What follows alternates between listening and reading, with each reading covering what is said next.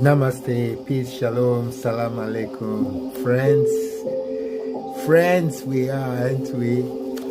How is it that somehow believers, so-called people who believe in God, identify others and even themselves as sinners saved by grace? According to the Judeo-Christian gospel, that we are all sinners, that it seems like believers are promoting that God made a mistake. Yes, that God created sinners. Just think about this, relax and breathe in, and let's get a little bit deeper and wider into this word sinner and sin. What exactly do we mean by the word sin? S-I-N, not S-E-E-N. You're seeing me right now.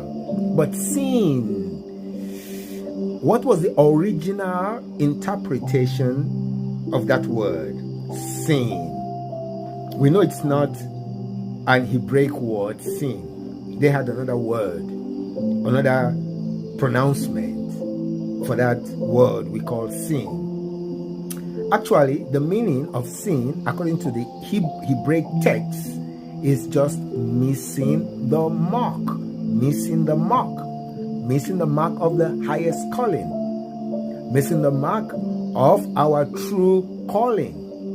You know, if we follow the scripture, God created us good and very good in God's image and likeness. Imagine that. God created us in an excellent state, not in an imperfect state. Because if God created us in an imperfect state, what are we saying about God? That God is not a good creator. That God is the problem. That God created us with this default situation, the proclivity to do terrible things, and terrible things against our Maker.